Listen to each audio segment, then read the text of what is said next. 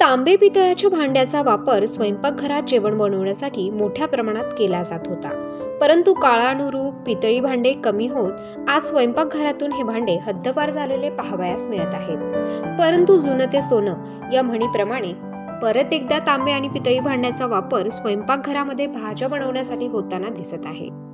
भांड्याचे आयुष्य वाढवण्यासाठी तसेच आरोग्यदायी भोजन बनवण्यासाठी तांबे पितळी भांड्यांना वर्षातून एकदा दोनदा कलई करावी लागते। सध्या तरी कलई करणाऱ्या कारागिरांची संख्या दुर्मिळ झाली आहे। राहता शहरातील भांड्याचे व्यापारी असलेले कोळपकर यांनी ग्राहकाची गरज ओळखून कलई करणाऱ्या कारागिरांची उणीव भरून काढली आहे। ग्राहकांच्या सोयीसाठी श्रीरामपूर येथील पितळी भांड्यांना कलई करणारे सय्यद भाई या कारागिरास ते महिन्यातून एक दोनदा कलई करण्यासाठी बोलवतात।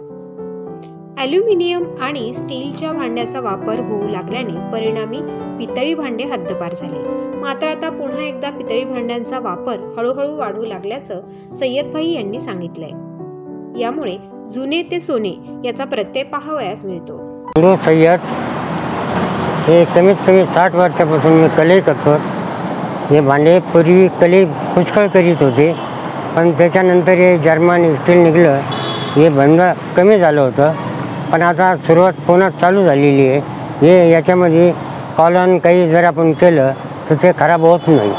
याचं कारण हे का आपण शिजवलं कलई नसताना काही केलं म्हणजे ते हिरवं होतं आणि ते खाल्ल्याच जात नाही, त्याच्यापासून ते काही माणसाला रोग होतं, ते होतं। हो, त्याच्याकरता हे कलई करायचं कारण आहे।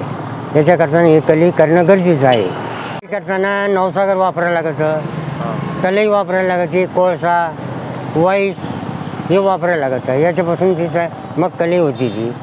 आणि एकदा कलई केल्यानंतर 2 वर्षे 4 वर्षे कलई राहते आणि सारखं वापर चालू झालं आणि पितंबरीनं घातल्यानंतर कलई लवकर निघते। पितंबरी न वापरताना मग कलई टिकते। त्याला फक्त मऊ यानं काय घासायचं, जास्त घातल्याचं मग ते निघून जाते कलई। नवसागर, व्हाईस, कलई, कोळसा इत्यादी साहित्यांचा वापर करून पितळी भांड्यांना कलई केली जाते। कलईचा हा थर आरोग्यदायी भोजनासाठी उपयुक्त ठरतो असं जाणकारांचं मत आहे। पहिलं आधुनिक काळामध्ये पितळाचे भांडे चालत होते, पण कसं कलई करणारे माणसं कमी होते आणि त्याच्यामुळे पितळी भांडे आणि तांब्याचे भांडे हेच एवढे चालत नव्हते। पण आता सध्या ओल्ड इज गोल्ड, परत हे कारागीर चालू झालेले आहेत कलई करणारे। आम्ही आत्ताच एक श्रीरामपूरहून भाई लोक आलेले आहेत, ते कलई खूप चांगले करतात आणि ते कलई केलेल्या भांड्यामध्ये अन्न हे चांगलं शिजवतात आणि ते आपल्या शरीरासाठी खूप चांगले असतं। त्याच्यामुळे आता सध्या तुम्ही पितळ आणि तांब्यामधलंच खाल्लं पाहिजे। भांडे कधी करायचे होते, पण ते दिवशी काय कोणी भेटत नव्हतं, कोणी दिसत नव्हतं असं पहिले जुनं।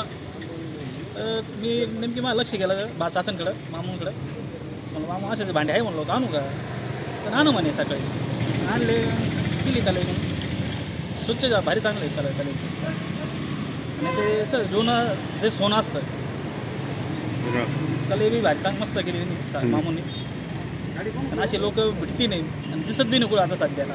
म्हणून सकाळी मुलं जायचं होतं, पाहिलं असं मामू काय म्हणजे असं भांडे कलायचं, म्हणून आणू भांडे, ते आणू म्हणे, आणले सकाळी भांडे। सय्यद भाई हे कलई करत असताना रोडने ये जा करणारे नागरिक मोठ्या उत्साहाने त्यांच्याकडे पाहत होते। काही जण आपल्याकडे असलेले पितळी भांडे घेऊन येताना दिसत होते, तर सय्यद भाई यांचे वय झाले तरी ते मोठ्या जोमाने पितळी भांड्यांना कलई करताना दिसत होते। ही कला जतन करण्यासाठी प्रयत्न व्हायला हवेत। धनंजय वाकचौरे, माय न्यूज, राहता।